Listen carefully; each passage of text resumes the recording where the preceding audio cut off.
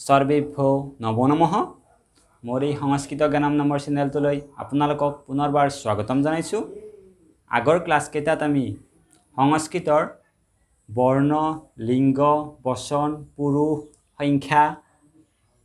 ধাতু ইত্যাদিৰ বিষয়ে আলোচনা কৰিছো। তাৰ পিছত আমি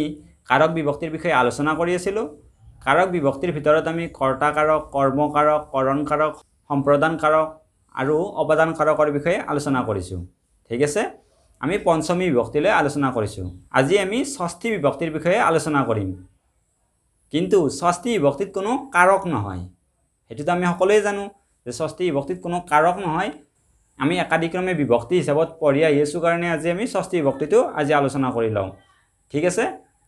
আজি আমি ষষ্ঠী বিভক্তিৰ বিষয়ে আলোচনা কৰিম। ষষ্ঠী বিভক্তিত কোনো কাৰক নহয়। ষষ্ঠী বিভক্তিতনো কিয় কাৰক নহয় চাও আহকচোন। ষষ্ঠী বিভক্তিৰ বিষয়ে বিশদভাৱে আলোচনা কৰোঁ। কিয় ষষ্ঠী বিভক্তিত কাৰক নহয়, ষষ্ঠী বিভক্তিৰনো কিদৰে প্ৰয়োগ হয় সেই বিষয়ে চাও আহক। ঠিক আছে, আৰম্ভ কৰিছোঁ। আমি পোনপ্ৰথমে ষষ্ঠী বিভক্তিৰ লক্ষণটো চাই লওঁ, মানে ষষ্ঠী বিভক্তি কেতিয়া হয় সেই বিষয়ে চাই লওঁ। ষষ্ঠী শেষে, ষষ্ঠী শেষে এই সূত্ৰটো চাই লৈছোঁ। ক্ৰিয়াৰ লগত সম্বন্ধ নথকা বাবে সম্বন্ধ পদ কাৰক নহয়। কাৰকৰ অৰ্থ আৰু প্ৰাতিপদিকৰ অৰ্থৰ বাহিৰে আন সম্বন্ধ বুজালে ষষ্ঠী বিভক্তি হয়। ঠিক আছে, আৰু এবাৰ চাই লৈছোঁ। ক্ৰিয়াৰ লগত সম্বন্ধ নথকা বাবে সম্বন্ধ পদ কাৰক নহয়। কাৰকৰ অৰ্থ আৰু প্ৰাতিপদিকৰ অৰ্থৰ বাহিৰে আন সম্বন্ধ বুজালে ষষ্ঠী বিভক্তি হয়। ঠিক আছে, ইয়াতে কি কৈছে? ক্ৰিয়াৰ লগত সম্বন্ধ নথকা বাবে, মানে ষষ্ঠী বিভক্তিৰ ক্ৰিয়াৰ লগত কোনো সম্পৰ্ক নাই, সেইকাৰণে ষষ্ঠী বিভক্তিত কোনো কাৰক নহয়। আমি কাৰক ছয়টা পাওঁ, মানে কৰ্তা কাৰক, কৰ্ম কাৰক, কৰণ কাৰক, সম্প্ৰদান কাৰক, অপাদান কাৰক আৰু অধিকৰণ কাৰক। ঠিক আছে, কিন্তু আমি ষষ্ঠী বিভক্তিৰ কোনো কাৰক নাপাওঁ। ঠিক আছে, আমি ষষ্ঠী বিভক্তিত কিয় কাৰক নহয় সেইটো গম পালোঁ যে ষষ্ঠী বিভক্তিত ক্ৰিয়াৰ লগত কোনো সম্পৰ্ক নাই। মানে কাৰক হৈছে ক্ৰিয়ান্বয়ী কাৰকম, অৰ্থাৎ ক্ৰিয়াৰ লগত যাৰ অন্বয় থাকিব, সম্পৰ্ক থাকিব, তাত কাৰক হ'ব। আমি ইয়াত পালোঁ যে ষষ্ঠী বিভক্তিত ক্ৰিয়াৰ লগত কোনো সম্পৰ্কই নাই, সম্পৰ্ক নহ'লেতো কাৰক হ'ব নোৱাৰে, সেইকাৰণে ষষ্ঠী বিভক্তিত কাৰক নহয়। ঠিক আছে, আৰু এটা ইয়াতে দিছে চাই লৈছোঁ। কাৰকৰ অৰ্থ আৰু প্ৰাতিপদিকৰ অৰ্থৰ বাহিৰে আন সম্বন্ধ বুজালে ষষ্ঠী বিভক্তি হয়। আৰু ষষ্ঠী বিভক্তি কেতিয়া হয় এইটো কৈছে, মানে কাৰকৰ অৰ্থ আৰু প্ৰাতিপদিকৰ অৰ্থৰ বাহিৰে। আমি কাৰক বিভক্তি যেতিয়া কৰিম তেতিয়া যিটো অৰ্থ পাম বা প্ৰাতিপদিকৰ লগত সংযোগ কৰিলে যিটো অৰ্থ পাম সেই অৰ্থৰ বাহিৰে, কাৰক আৰু প্ৰাতিপদিকৰ সম্পৰ্কৰ বাহিৰে আন সম্পৰ্ক বা আন অৰ্থ বুজালে বা আন সম্বন্ধ বুজালে তাত ষষ্ঠী বিভক্তি হয়। অৰ্থাৎ তাত কোনো কাৰক নহয়, কেৱল বিভক্তিহে হ'ব, ষষ্ঠী বিভক্তি হ'ব। ঠিক আছে, ষষ্ঠী বিভক্তিৰ লক্ষণটো মানে ষষ্ঠী বিভক্তি কি সেই বিষয়ে ইয়াত দিয়া আছে। আমি এবাৰ চাই লৈছোঁ। কাৰক প্ৰাতিপদিকাৰ্থস্য অতিৰিক্তঃ স্বস্বামী ভাবাদি সম্বন্ধ শেষঃ, মানে ষষ্ঠী শেষে সেই সূত্ৰটোৰ কথা কৈছে। আৰু এবাৰ চাই লৈছোঁ। কাৰক প্ৰাতিপদিকাৰ্থস্য অতিৰিক্তঃ স্বস্বামী ভাবাদি সম্বন্ধ শেষঃ, মানে ইয়াতো ওপৰত কোৱা কথাখিনিয়ে কৈছে, মানে সেইখিনি মই অসমীয়াত কৈ দিলোঁ, ইয়াত সংস্কৃতত কৈছে বাৰু। মানে কাৰক আৰু প্ৰাতিপদিকৰ মাজত যিটো সম্পৰ্ক আছে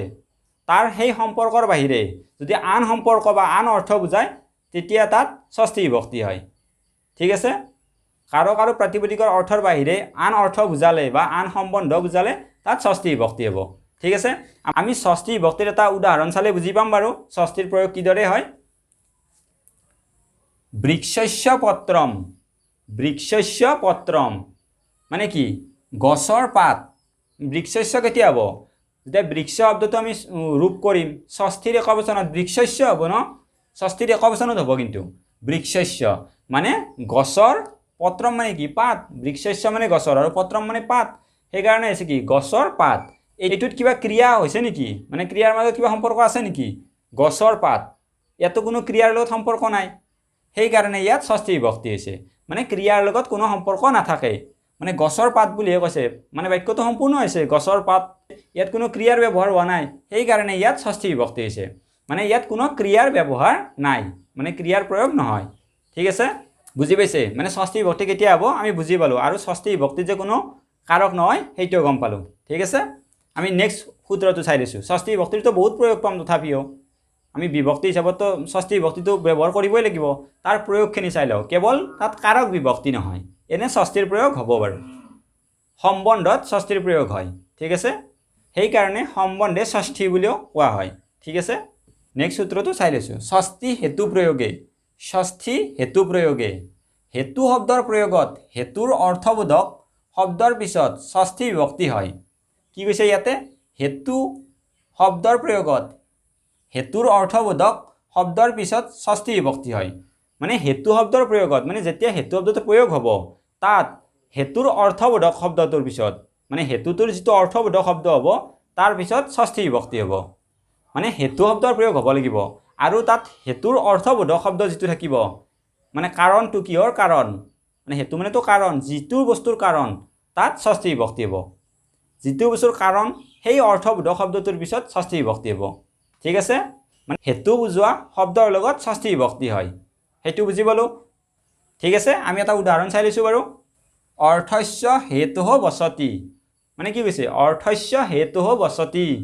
বাক্যটোৰ মিনিং কি কৈছে অৰ্থস্য মানে কি অৰ্থৰ শ হলে ৰ হয় ন অৰ্থস্য মানে অৰ্থৰ হেতুঃ অৰ্থৰ নিমিত্তে বা অৰ্থৰ বাবে বসতি বসতি মানে কি বাস কৰিছে মানে কি অৰ্থৰ নিমিত্তে বাস কৰিছে ইয়াতে হেতু শব্দটোৰ প্ৰয়োগ হৈছে আমি ইয়াত পাইছিলোঁ যে হেতু শব্দটোৰ প্ৰয়োগ হ'ব লাগিব হেতু হৈছে নেক্সট কি হৈছে হেতু বুজোৱা শব্দটোৰ অৰ্থবোধক মানে হেতু বুজোৱা শব্দটোৰ যিটো অৰ্থবোধক শব্দ হ'ব তাৰ পিছত ষষ্ঠী বিভক্তি হ'ব ইয়াতে যিটো হেতু শব্দৰ প্ৰয়োগ হৈছে তাৰ যিটো অৰ্থবোধক শব্দ আছে বা তাৰ যিটো কাৰণ হ'ব তাত ষষ্ঠী বিভক্তি হ'ব সেইকাৰণে হেতুঃ এই হেতুঃ পদটোৰ মানে যিটো কাৰণ আছে সেইটোত ষষ্ঠী বিভক্তি হৈছে সেইকাৰণে হৈছে অৰ্থস্য অৰ্থস্য হেতুঃ বসতি অৰ্থৰ নিমিত্তে বাস কৰিছে সেইকাৰণে অৰ্থস্য শব্দটোত ষষ্ঠী বিভক্তি হৈছে অৰ্থস্য ষষ্ঠীৰ একবচনত হৈছে ঠিক আছে এইটো বুজি পাইছে আমি আগৰ সূত্ৰটো চাইছোঁ ষষ্ঠী স্থানাদৰে ঠিক আছে ষষ্ঠী স্থানাদৰে ব্যাখ্যাটো চাই লৈছোঁ যাৰ প্ৰতি অনাদৰ কৰা হয় তাত ষষ্ঠী বিভক্তি হয় মানে এই সূত্ৰটো এইটোৱে কৈছে যে যাৰ প্ৰতি অনাদৰ কৰা হয় যিজনৰ প্ৰতি অনাদৰ কৰা হয় তাত ষষ্ঠী বিভক্তি হয় আমি যিজনৰ প্ৰতি অনাদৰ কৰিম তাত ষষ্ঠী বিভক্তি হ'ব আমি উদাহৰণটো চাই ল'লে বুজি পাম বেছি টান নহয় এইটো সহজেই ৰুদতঃ পুত্ৰস্য মাতা গতা ৰুদতঃ পুত্ৰস্য মাতা গতা ন মানে ইয়াতে কি হৈছে ৰুদতঃ মানে কান্দি থকা পুত্ৰস্য ল'ৰাটোৰ বা পুতেকৰ কান্দি থকা পুতেকৰ মাতা গতা মানে মাক গৈছে কান্দি থকা পুতেকৰ মাক গৈছে ইয়াতে ল'ৰাটোৱে কান্দি আছে কিন্তু মাকজনীয়ে কি কৰিছে অনাদৰ কৰি গুচি গৈছে সেইকাৰণে যিটোৰ প্ৰতি অনাদৰ কৰিছে মাকজনীয়ে কাৰ প্ৰতি অনাদৰ কৰিছে পুত্ৰৰ প্ৰতি সেইকাৰণে পুত্ৰস্য শব্দটোত ষষ্ঠী বিভক্তি হৈছে ইয়াতে পুত্ৰস্য এই শব্দটোত ষষ্ঠী বিভক্তি হৈছে যিটোৰ প্ৰতি অনাদৰ কৰা যায় সেইটোত ষষ্ঠী বিভক্তি হয় এইটো বুজি পাইছে মানে মাকজনীয়ে কান্দি থকা ল'ৰাটোৰ প্ৰতি অনাদৰ কৰিছে সেইকাৰণে ইয়াত যিটোৰ প্ৰতি অনাদৰ কৰিছে সেইটোত ষষ্ঠী বিভক্তি হৈছে সেইকাৰণে পুত্ৰস্য শব্দটোত ষষ্ঠী বিভক্তি হৈছে বুজি পাইছে এইটো ঠিক আছে আমি আগলৈ আগবাঢ়িছোঁ ঠিক আছে নেক্সট সূত্ৰটো চাই লৈছোঁ যতস্য নিৰ্ধাৰণম ব্যাখ্যাটো চাই লৈছোঁ বহুতৰ পৰা বাছি উলিওৱা বুজালে য'ৰ পৰা নিৰ্ধাৰণ বা পৃথককৰণ হয় তাত ষষ্ঠী বিভক্তি হয় বা সপ্তমীয় হয় আৰু এবাৰ চাই লৈছোঁ বহুতৰ পৰা বাছি উলিওৱা বুজালে য'ৰ পৰা নিৰ্ধাৰণ বা পৃথককৰণ হয় তাত ষষ্ঠী বা সপ্তমী বিভক্তি হয় মানে যেতিয়া বহুতৰ মাজৰ পৰা এজনক তাৰ পৰা বিশেষভাৱে বাছি উলিয়াম তাৰ পৰা এজনক আমি উলিয়াই আনিম তেতিয়া যিখিনিৰ পৰা বাছি উলিয়াইছোঁ মানে যিমানখিনিৰ পৰা আমি বাছি উলিয়ালোঁ সেই শব্দটোত ষষ্ঠী বিভক্তি হ'ব বুজি পাইছেনে মানে ধৰক মানুহবোৰৰ পৰা এজনক উলিয়াই আনিছোঁ আমি বহুত মানুহ আছিল তাৰ পৰা আমি এজনক উলিয়াই আনিলোঁ তেতিয়া কি হ'ব নৰা নাম হ'ব ন যেতিয়া বহুতৰ মাজৰ পৰা উলিয়াই আনিলে মানে বহুতৰ মাজৰ পৰা বুলি ক'ব লাগিব যেতিয়া আমি বহুতৰ মাজৰ পৰা এজনক ক'ম ন নৰা নাম বা আৰু সপ্তমী দিলে কি হ'ব নৰেশু মানে ইয়াত এইটোৱে কৈছে যেতিয়া আমি বহুতৰ মাজৰ পৰা এজনক মানে উলিয়াই আনিম তেতিয়া আমি য'ৰ পৰা উলিয়াই আনো তাত ষষ্ঠী বিভক্তি হ'ব বা সপ্তমী হ'ব আমি উদাহৰণ চালে বুজি পাই যাম ঠিক আছে উদাহৰণটো চাই লৈছোঁ কবিনাং কালিদাসঃ শ্ৰেষ্ঠঃ কবিনাং কালিদাসঃ শ্ৰেষ্ঠঃ কবিসকলৰ ভিতৰত মানে গোটেই কবিৰ ভিতৰত কৈছে কবি নাম মানে গোটেইখিনি কবিৰ ভিতৰত কালিদাস শ্ৰেষ্ঠ মানে গোটেইখিনি কবিৰ ভিতৰত কালিদাসক শ্ৰেষ্ঠ কৈছে মানে কালিদাসক কোনখিনিৰ পৰা উলিয়াই আনিছে গোটেইখিনি কবিৰ পৰা মানে যিমানখিনি কবি আছে তেওঁলোকৰ মাজৰ পৰা উলিয়াই আনিছে সেই কাৰণে জোৰ পৰা উলিয়াই আনে তাত ষষ্ঠী বিভক্তি হয় বা সপ্তমী হ'ব এইটোত ষষ্ঠী বিভক্তি হৈছে কবিনাং কালিদাসঃ শ্ৰেষ্ঠঃ মানে কবিসকলৰ মাজৰ পৰা উলিয়াই আনিছে কালিদাসক সেই কাৰণে কবিনাং শব্দটোত ষষ্ঠী বিভক্তি হৈছে ঠিক আছে আৰু ধৰক আমি যেতিয়া সপ্তমী ব্যৱহাৰ কৰিম তেতিয়া হ'ব কবিষু কালিদাসঃ শ্ৰেষ্ঠঃ কবিষু কালিদাসঃ শ্ৰেষ্ঠঃ মানে কবিসকলৰ ভিতৰত কালিদাস শ্ৰেষ্ঠ এনেকৈ হ'ব ঠিক আছে নেক্সট আৰু এটা উদাহৰণ চাই লৈছোঁ নদীনাং গংগা শ্ৰেষ্ঠা নদীনাং গংগা শ্ৰেষ্ঠা মানে কি কৈছে নদীবোৰৰ ভিতৰত মানে কি কৈছে নদীবোৰৰ ভিতৰত যিমান নদী আছে তাৰ ভিতৰত গংগা শ্ৰেষ্ঠা মানে সেইটোৱে কৈছে মানে যে গংগা শ্ৰেষ্ঠা এইটো বুজি পাইছোঁ সেইকাৰণে গোটেইখিনি নদীৰ মাজৰ পৰা উলিয়াই আনিছে ন সেইকাৰণে নদীনাং শব্দটোত ষষ্ঠী বিভক্তি হৈছে মানে গোটেই যিখিনিৰ পৰা উলিয়াই আনে সেইটোত ষষ্ঠী বিভক্তি হয় ঠিক আছে সেইকাৰণে হৈছে নদীনাং গংগা শ্ৰেষ্ঠা বুজি পাইছে এইটো আৰু ধৰক যেতিয়া আমি সপ্তমী ব্যৱহাৰ কৰিম নদীষু গংগা শ্ৰেষ্ঠা মানে নদীবোৰৰ ভিতৰত গংগা শ্ৰেষ্ঠা ঠিক আছে বুজি পাইছে আৰু এটা বস্তু চাই ল'ব কবিনাং কালিদাসঃ শ্ৰেষ্ঠঃ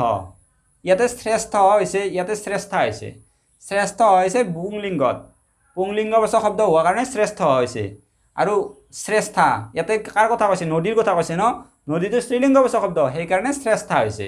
ঠিক আছে এইটো কনফিউজ নহ'ব মানে পুংলিংগ বা স্ত্ৰীলিংগ ভেদে তাৰ বিশেষণটো ভিন্ন ভিন্ন হয় ঠিক আছে এইটো বুজি পাইছে যতস্য নিৰ্ধাৰণম এই উত্তৰটোৰ এইটোৱে মূল যে মানে জোৰ পৰা মানে যিখিনিৰ পৰা বিশেষভাৱে এজনক উলিয়াই অনা হয় জোৰ পৰা উলিয়াই আনে তাত ষষ্ঠী বিভক্তি হয় বা সপ্তমী বিভক্তি হয় ঠিক আছে আমি আগলৈ আগবাঢ়িছোঁ নেক্সটটো চাই লৈছোঁ আশীৰ্বাদ বুজোৱা অৰ্থত কুশল হিত সুখ আদি শব্দৰ যোগত ষষ্ঠী বিভক্তি বা চতুৰ্থী বিভক্তি হয় ঠিক আছে আশীৰ্বাদ বুজোৱা অৰ্থত কুশল হিত সুখ আদি শব্দৰ যোগত ষষ্ঠী বিভক্তি হয় বা চতুৰ্থীও হয় মানে ইয়াতে কৈছে যেতিয়া আমি এজনক আশীৰ্বাদ দিম বা তেওঁৰ মংগল কামনা কৰিম তেওঁৰ হিত চিন্তা কৰিম তেওঁৰ সুখ হওক বুলি ক'ম তেতিয়া আমি যিজনৰ প্ৰতি বা যাৰ প্ৰতি মংগল কামনা কৰোঁ বা যাৰ প্ৰতি আমি আশীৰ্বাদ দিওঁ তেওঁৰ তাত ষষ্ঠী বিভক্তি হ'ব বুজি পাইছেনে যেতিয়া আমি কাৰোবাৰ প্ৰতি মংগল হোৱাটো বিচাৰোঁ বা তেওঁৰ সুখ হোৱাটো বিচাৰোঁ বা তেওঁৰ হিত হোৱাটো বিচাৰোঁ তেতিয়া আমি যিজনৰ প্ৰতি হিত হোৱা বিচাৰিম বা যিজনৰ সুখ হোৱা বিচাৰিম বা যিজনক আশীৰ্বাদ দিম তেওঁৰ তাত ষষ্ঠী বিভক্তি হ'ব ঠিক আছে আমি উদাহৰণ এটা চাই লৈছোঁ মানে ইয়াতে চতুৰ্থীৰ প্ৰয়োগ কৰিব পাৰি ঠিক আছে এই সূত্ৰটোত উদাহৰণটো চাই লৈছোঁ তব কুশলং ভূয়াত মানে কি মানে তেওঁৰ মংগল হওক ঠিক আছে তব কুশলং ভূয়াত মানে তোমাৰ বা তেওঁৰ সুখ হওক ঠিক আছে মানে তেওঁৰ যেতিয়া আমি মানে আন এজনৰ প্ৰতি যেতিয়া আশীৰ্বাদ দিম মানে তেতিয়া কি বুলি ক'ম তোমাৰ সুখ হওক মানে তোমাৰ সুখ হওক বুলি ক'ম সেইটোৱে কৈছে তব কুশলং ভূয়াত মানে তোমাৰ সুখ হওক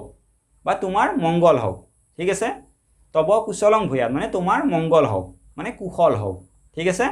আৰু ধৰক যেতিয়া আমি চতুৰ্থীৰ ব্যৱহাৰ কৰিম এইটোতো তব হ'লে ষষ্ঠীৰ ব্যৱহাৰ হ'ব এইটোত তব হ'লে ষষ্ঠীৰ ব্যৱহাৰ হৈছে যেতিয়া আমি চতুৰ্থীৰ ব্যৱহাৰ কৰিম কি হ'ব তুভ্যং কুশলং ভূয়াত মানে কি তুভ্যং মানে তোমালোকৰ সুখ হওক বুজি পাইছে এইখিনি ইয়াত কোনো সমস্যা নাই এই সূত্ৰটোৰ দ্বাৰা ইয়াকে কৈছে যে যেতিয়া আমি কাৰোবাৰ প্ৰতি আশীৰ্বাদ দিম কাৰোবাৰ হিত চিন্তা কৰিম কাৰোবাৰ মংগল চিন্তা কৰিম বা কাৰোবাৰ সুখ হোৱাটো বিচাৰিম তেতিয়া আমি ষষ্ঠীৰ বা চতুৰ্থীৰ প্ৰয়োগ কৰিব পাৰোঁ ঠিক আছে আমি উদাহৰণটো পালোঁৱে তব কুশলং ভূয়াত হ'লে ষষ্ঠীৰ ব্যৱহাৰ হ'ব আৰু তুভ্যং কুশলং ভূয়াত হ'লে চতুৰ্থীৰ ব্যৱহাৰ হ'ব ঠিক আছে মানে আমি ইয়াত চতুৰ্থী আৰু ষষ্ঠী দুয়োটাৰে ব্যৱহাৰ কৰিব পাৰোঁ ঠিক আছে এইখিনি বুজি পাইছে আমি ষষ্ঠী বিভক্তিৰ বিষয়ে অৰ্থাৎ সম্বন্ধে ষষ্ঠীৰ বিষয়ে যিখিনি পঢ়িলোঁ বুজি পাইছে এইখিনি ইয়াত কোনো সমস্যা নাই আমি আজি ষষ্ঠী বিভক্তিৰ বিষয়ে যিখিনি পঢ়িলোঁ সেইখিনিত যদি আপোনালোকৰ কিবা নুবুজা আছে তেনেহ'লে মোক কমেণ্ট কৰি জনাব পাৰে আৰু আমি আগতে কৈছোঁ যে আমি কাৰক বিভক্তিৰ বিষয়ে আলোচনা কৰিছোঁ তাৰ ভিতৰত আমি ষষ্ঠী বিভক্তিৰ বিষয়ে আলোচনা কৰিলোঁ যদিও ষষ্ঠী বিভক্তিত কোনো কাৰক নহয় কিন্তু তথাপিও ষষ্ঠী বিভক্তিৰ প্ৰয়োগ আছে আমি সেই বিষয়ে জানিব লাগিব সেইকাৰণে আমি এইখিনি বিষয়ে আলোচনা কৰিলোঁ এইখিনি ভালদৰে চাব আৰু ইয়াৰ প্ৰয়োগ ভালদৰে কৰিব আৰু মোৰ লগত শেষলৈ জড়িত হৈ থকাৰ বাবে বহুত বহুত ধন্যবাদ জনালোঁ আগলৈও মোৰ লগত এনেদৰে জড়িত হৈ থাকিব আমি নতুন নতুন বিষয়বোৰ এনেদৰে আলোচনা কৰি গৈ থাকিম যদি মোৰ ভিডিঅ'বোৰ চাই ভাল পাইছে তেনেহ'লে লাইক শ্বেয়াৰ আৰু ছাবস্ক্ৰাইব কৰিবলৈ নাপাহৰিব ধন্যবাদ সৰ্বে ভৱন্তু সুখিনঃ নমো নমঃ পুনঃ মিলামঃ